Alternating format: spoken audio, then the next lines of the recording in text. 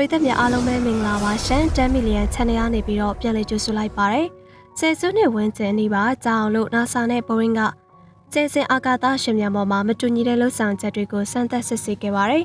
NASA က Boeing ကျေစင်ကိုစီးပွားရေးဆိုင်ရာအလုပ်သမား program အတွက် Space နဂါအလုပ်သမားအဖွဲ့နဲ့အတူရွေးချယ်ခဲ့ပြီးနောက်မှာတော့ပထမဆုံးစစ်ဆေးခဲ့တဲ့ရှင်ပြန်ကို2018ခုနှစ်မှာစတင်အကောင့်ထဲပေါ်ဖို့အစီအစဉ်ရေးဆွဲခဲ့ပါတယ်။ဒါပေမဲ့လည်းများပြားလာတဲ့နှောင့်နှေးကြန့်ကြာမှုတွေအဆင်မပြေမှုတွေက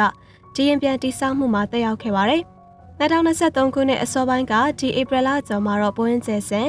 သူရဲ့ပထမဆုံးအလုပ်ဖြစ်နဲ့ဆက်လွတ်နိုင်ပါပြီ။ဒီ mission ကိုတော့ပထမဆုံးပတ်လန်းဆိုင်ရာစမ်းသပ်လေယာဉ်တုံးကလိုမျိုးပဲကျေစင်ဆိုတဲ့တူညီတဲ့နာမည်ကိုပဲသုံးသွားမှာဖြစ်ပြီးတော့အာကာသရှင်မိုးလို့သားနှစ်ယောက်ကိုတည်ဆောင်သွားမှာဖြစ်ပါတယ်။ဒီလွှတ်တင်မှုကိုတော့ Ula Otis 5ဒုံးပြန်နဲ့လွှတ်တင်သွားမှာဖြစ်ပြီးတော့တူတောင်းတဲ့အချိန်ကာလအတော်အတွင်းကမ္ဘာကိုပြန်လည်မသက်ရောက်ဖို့အတွက်ကိုလည်း ISS နဲ့စက်ကရိယာတွေကိုရည်ရွယ်ပြီးတော့ mission ကတော့9ရက်မြသာကြာမှာဖြစ်ပါတယ်။အခုဆိုရင်ကျေစင်မှာပတ်လန်းဆိုင်ရာစမ်းသပ်ပြန်တမ်းမှုနဲ့ရှင်ပြန်တဲ့ဆိုင်နဲ့စမ်းတက်တဲ့သမိုင်းတွေရှိနေခဲ့စမှာပဲအပိသက်ပြင်ဆင်မှုတွေကိုအာကာသရှင်ပြန်အတွက်ရောအာကာသရှင်မှုအတွက်ရောပြုလုပ်နေပြီလို့ NASA ရောဘွင်းရောကလူသားတွေနဲ့ဒီစနစ်ကိုစမ်းသပ်စစ်ဆေးနိုင်တယ်လို့ယုံကြည်လောက်တယ်လို့ယုံကြည်ချက်ရှိပါတယ်။အခုတော့ကျွန်မကဒီတလုံးမှာတော့ mission တွေကိုပို့ပြီးထဲဝင်သွားရောက်ပြီးတော့ရှင်းပြပေးပါမယ်။ရွေးချယ်မဲ့အာကာသရှင်မှုနှစ်ယောက်ကိုတော့လာမယ့်ပတ်တွင်မှာမျှော်လင့်လို့ရပါတယ်။ဖေဖော်ဝါရီလမှာကတော့ NASA နဲ့ Boeing ကတရားဝင်ဆိုင်ရာပြပြချက်ရ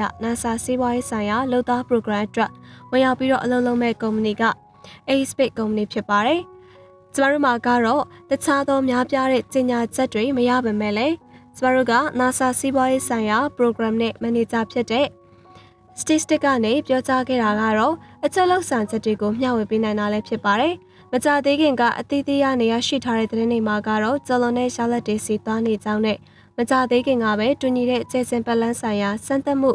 လေရင်ဖြစ်စဉ်တွေဖြစ်တယ်လို့သိရပါတယ်။ဒီနေရာမှာကတော့လူသားမပါဝင်တဲ့အာကာသရှင်ပြန်တွေကိုအနည်းဆုံးတစ်ပတ်လောက်ကြာအောင် ISS နဲ့အခြေခံပြုလုပ်ထားပါတယ်။ဒါပေမဲ့လည်းပတ်လန်းဆိုင်ရာချက်သွင်းတဲ့လုပ်ငန်းဆောင်တာအတော်အတွင်းမှာစွမ်းအင်တွေထိချုပ်မှုဒါမှမဟုတ် Omis ယုံကြည်သူတွေရှိပြီးတော့စက်ပစ္စည်းရဲ့ပတ်လန်းဆိုင်ရာစစ်ဆေးရေးကိုမမျှော်လင့်ထားမှုတွေလည်းပါပါတယ်။ပတ်လန်းဆိုင်ရာလမ်းကြောင်းထဲမှာထည့်သွင်းထားတဲ့အတော်အတွင်းကသူရဲ့ကမ္ဘာကိုပြန်မလာနိုင်မှုအပေါ်အောင်မြင်မှုတစ်ခုဖော်ပြပေးနိုင်ခဲ့ပါတယ်။ဒီ mission ကတော့သိမကြသေးခင်2022မေလမှာဖြစ်ပွားခဲ့ပါတယ်။နောက်ထပ်သတင်းသစ်ဖြစ်တဲ့ Magnapi ရဲ့မှတ်ချက်ပေးမှုကတော့နွေရာသီမှာဓာရီအားလုံးကိုနားလည်ပေးဖို့ကျမတို့ကအချိန်ယူခဲ့ပြီးတော့အောက်တိုဘာလမှာကတော့စတင်ပြင်ဆင်ပြီးဧပြီလကိုတော့ CFI mission အခြေခံတဲ့အလုပ်သားတွေအားလုံးအတွက်ရှိမှန်းထားပါတယ်။ဒါတွေကကျမတို့ဦးတည်ထားတာဖြစ်ပြီးတော့ကျမတို့ကြုံတွေ့ရတာကတော့စက်ပိုင်းဆိုင်ရာပြဿနာတွေနဲ့ပြည့်စုံမှုလိုနေသေးတဲ့စက်မှုဆိုင်ရာထုတ်ကုန်တွေပေါ့ရှင်။ကျမတို့ရဲ့ဒီဇိုင်းပိုင်းဆိုင်ရာကိုပြီးအောင်လုပ်တဲ့ရှင်ပြန်မှာဖြစ်ပျက်စေတဲ့အပေါင်းအစည်းတစ်ခုဖြစ်တဲ့ဒီစက်မှုပစ္စည်းမှန်သမျှအသေးစိတ်စမ်းသပ်ခဲ့တဲ့2021အော်ဂိုလာလွှတ်တင်မှုအတော်အတွင်းမှာတန်ကြေးတက်တဲ့ဖြစ်စဉ်တွေထပ်မဖြစ်အောင်လို့သူတို့ကအာမခံနိုင်တဲ့အထိအလုပ်လုပ်နေကြပါတယ်။တန်ကြေးတက်စေတဲ့ system သက်တင်းတွေနဲ့လွှတ်တင်တဲ့အာကာသရှင်ဦးစားပေးတဲ့အရာနဲ့ဆိုင်တဲ့တချို့ပြဿနာလေးတွေကိုဖျက်ပစ်ခဲ့ရပါတယ်။အာကာသရှင်ပြန်ကသူ့ရဲ့လွှတ်တင်မှုတုံးပြန်ရှင်နာချက်လွှတ်တင်မှု Auto-File အတွက်ကိုအဆင့်သင့်ဖြစ်နေပြီးတော့ဘစ်တုံးကလည်းကြာရှုံးခဲ့ပြဿနာတွေကိုပြင်ဆင်ဖို့ပြုလုပ်နေပြီး Boeing ကစက်ရုံစီကိုအာကာသရှင်ပြောင်းလာဖို့အတွက်ဆုံးဖြတ်ခဲ့ပါတယ်။ဒါကြောင့်လည်းအစာပိုင်းလွှတ်တင်မှုကိုပိတ်ဖျက်ခဲ့တာဖြစ်ပါတယ်။ပန်ကာနဲ့ဆက်ဆက်နေတဲ့အဆူတက်ကျူးကျော်ဝင်ရောက်မှုကြောင့်ထိချုပ်ထားတဲ့စက်ပစ္စည်းတွေကကြီးမားသွားခဲ့ပေမဲ့အဆူတက်ပင်မှာအရှင်းမြစ်ကတော့မထင်ရှားခဲ့ပါဘူး။အခုလာမဲ့ရေနံစိမ်းမရှင်အပြည့်အဝအောင်မြင်ဖို့အတွက် NASA နဲ့ Boeing က CFD mission ကိုလွှတ်တင်ဖို့အတွက်ရက်60စနစ်ကိုစတင်ပြုလုပ်နေပါပြီ။ Boeing ကတော့ဆက်ချိုးစားကြံဖို့ရဲ့တန်ကြေးတက်မှု system ကိုရှော့ချနိုင်ဖို့ကန့်သက်ချက်တွေကိုနေရာချမှတ်ပေးပါတယ်။ဒီချက်လက်တွေနဲ့ပတ်သက်တဲ့ဒီကနေ့ခေတ်မှာချိတ်ဆက်ထားတဲ့မျက်နှာပြင်နဲ့ရှိရွယ်ချက်ရှိတဲ့နေရာတွေမှာ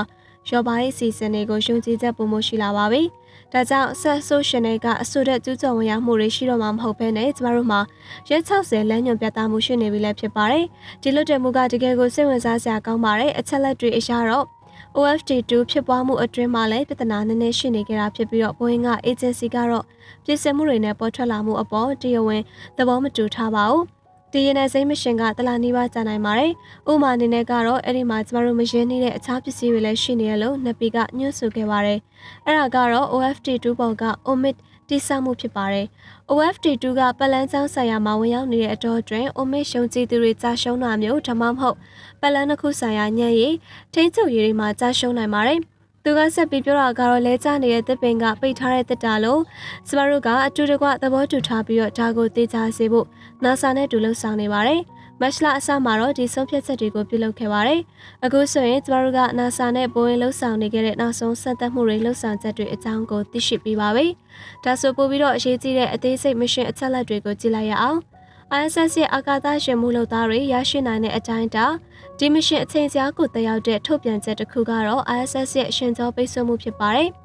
Statistic ကအာကာသကိုကြည့်ရှုခြင်းနဲ့စီးပွားရေးဆိုင်ရာလုပ်သားထင်ရှားမှုအကြောင်းကိုအသေးစိတ်ချက်ထွင်ခဲ့ပါတယ်။ဒါဦးစားပေးကိစ္စတွေစမ်းတမ်းနဲ့လက်ပတ်မှုတွေကိုအပြေအဝရဖို့အတွက်ဖြစ်ပါတယ်။ကျမတို့က cruise 6နဲ့ dog လုပ်သား6နဲ့ကိုလွှတ်တင်မှာဖြစ်ပြီးတော့ပြီးရင်တော့ကမ္ဘာကိုလုပ်သား9နဲ့ပြန်လာမှာဖြစ်ပါတယ်။နောက်ထပ်ဦးစားပေးတာကတော့အာကာသစခန်းတွေပြန်ပြီးတော့ထောက်ပံ့ပေးဖို့ဒီကာဂိုမစ်ရှင်တွေကိုအဆုံးသတ်ဖို့အတွက်ကိုအပိသက်ရှင်ပြန်နေပေါ်ကအတွေ့အကြုံရယူဖို့ဖြစ်ပါတယ်။ပြီးရင်တော့နောက်ကနေလိုက်ပါလာတဲ့ဦးစားပေးကိစ္စရဲ့ CFD လုပ်သားရှင်ပြန်ကိုတရုတ်ပြမောင်းနှင်မှုဖြစ်ပါတယ်။ဒါကတော့ Otis 5ကကျေစင်ရဲ့လွှတ်တင်မှုတိကျရဲ့ဆွဲမှာတက်ရောက်တဲ့မြင်ကွင်းတစ်ခုဖြစ်ပြီးတော့ဒါတွေအားလုံးဖြစ်ပျက်နေချိန်မှာပဲအာကာသရှင်မှုလုပ်သားနှစ်ယောက်က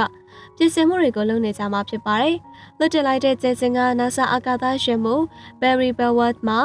Sunny William ကို ISS ကိုရက်တိုဖြစ်နဲ့ခေါ်ဆောင်သွားပါလိမ့်မယ်။ကျေစင်ကကမ္ဘာစီကိုပြန်မလာခင်မှာ New Mexico ကတဲပြူတွေစီးဆင်းသက်ပါလိမ့်မယ်။ Barry Jane Wilmore က United States Navy စံတက်မှုက NASA အာကာသရှင်မှုဖြစ်ပါတယ်။သူမှာအာကာသရှင်ပြန်တစ်ခုရှိပါတယ်။ပထမတစ်ခုကတော့နိုင်ငံတကာဆိုင်ရာအာကာသစခန်းကိုသွားတဲ့2009ခုနှစ်နိုဝင်ဘာလ17ရက်နေ့အာကာသမစ်ရှင်တုံးပြန်ရင်ဖြစ်ပါတယ်။ Sunny William ကအတွေ့အကြုံများပြတဲ့ NASA ရဲ့တခြားအာကာသရှင်မှုဖြစ်ပြီးတော့အမျိုးသမီးတစ်ယောက်ရဲ့နိုင်90ကြာအာကာသလမ်းလျှောက်မှုအများဆုံးမှတ်တမ်းကိုရရှိထားတဲ့သူဖြစ်ပါတယ်။ဒီမစ်ရှင်နဲ့ပတ်သက်ပြီးတော့နှစ်ယောက်လုံးကတကယ်ကိုအလုံများပြဖြစ်နေကြပါတယ်။ပြီးခဲ့ရက်ကပဲသူတို့ကအရေးကြီးတဲ့မျက်နှာပြင်ကိရိယာနှစ်ပိုင်းခွဲခြားခြင်းပထမပိုင်းကိုပြည့်ပြည့်စုံစုံလှုပ်ဆောင်ခဲ့ပြီးတော့မျက်နှာချက်အတော်အတွင်း William နဲ့ Wilmore ကလည်း NASA အာကာသရှင်မှုနဲ့လေ့ကျင့်မှုတွေကိုပြုလုပ်နေတဲ့အတွင်းမှာပြုလုပ်ခဲ့ကြတဲ့အရန်စမ်းသပ်မှုပတ်လန်းမှာအသုံးပြုတဲ့ပစ္စည်းကိရိယာတွေနဲ့ပြုလုပ်ခဲ့ပါတယ်။သူတို့က Kevin လေ့ကျင့်မှုကိုပြသဖို့ကျေစင်ဖွဲ့သားတွေနဲ့လှုပ်လှုပ်ခဲ့ကြတာဖြစ်ပြီးတော့အာကာသထံကုန်တွေကိုပြန်လည်ထိန်းညှိခဲ့ပါတယ်။ဘေးထွက်ပေါက်လှုပ်ဆောင်နေမှုကိုတော့ကာကိုစာမေးပွဲကြားခံတွေကိုပြုလုပ်ခဲ့ပါတယ်။ဒီစမ်းသပ်လေးလာမှုဒုတိယအပိုင်းကတော့မတ်လမှာအစမှာပြုလုပ်ဖို့အစီအစဉ်ရေးဆွဲခဲ့ပါတယ်။အာကာသရှင်မှုတွေကကာကိုနဲ့အာကာသရှင်အတွင်းပိုင်းကိုပြန်လည်ပြင်ဆင်ခဲ့ပါတယ်။ဝီလီယမ်နဲ့ဝီမောကCanaveral အာကာသစခန်းကနေထွက်ခွာဖို့စီစဉ်ထားပြီး Florida မှာရှုပ်ထွေးတဲ့လွတ်တင်မှု47ကိုပြုလုပ်မှာပါ။2023ခုနှစ်ဧပြီလနှောင်းပိုင်းထက်တော့မစောနိုင်ပါဘူး။သူတို့ကအာကာသကို Boeing အာကာသရှင်ပြန်နေနဲ့ပြန်တမ်းမှာဖြစ်ပါတယ်။ United States Orlean Otis 5 ဒုံးပြန်ရှင်လွှတ်တင်မှုကတကယ်ကိုပါဝါကြီးခဲ့ပါတယ်။လုံသားရှင်ပြန်စမ်းသပ်မှုတွေကကျဲစင်စွမ်းရည်ကတော့ Otis ဒုံးကြီးမှာအာကာသရှင်မှုတွေ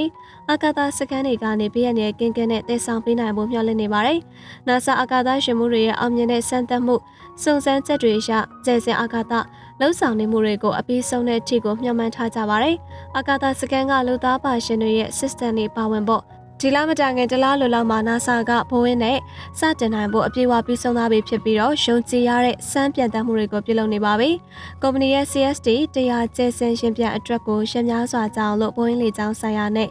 software တက်ခွဲကနေအတွင်းမှာပြုလုပ်နေပြီးတော့ဂျမန်ဟုတ်လဲ Houston ကအစမ်းမှာပြုလုပ်နေပါတယ်။ဒီအစမ်းပြန်တမ်းရေး mission မှာ software စမ်းသပ်မှုတွေပါဝင်ပြီးတော့အသင်းဆိုင်ရာလှုပ်ဆောင်ချက်တွေအရစမ်းတဲ့ system တွေပါဝင်နေပါတယ်။ဒီ mission ကိုအပြီးသတ်ဖို့ CFD မှတ်တမ်းတစ်ခုဖြစ်ပါတယ်။များပြားလာတဲ့ကြာရှုံးမှုတွေအပေါ်မှာရှင်ပြန်ထိန်းချုပ်သူတွေနဲ့အလုံးလုံးနေတဲ့လုပ်သားတွေပါဝင်ပြီးတော့လွှတ်တင်မှုအတွင်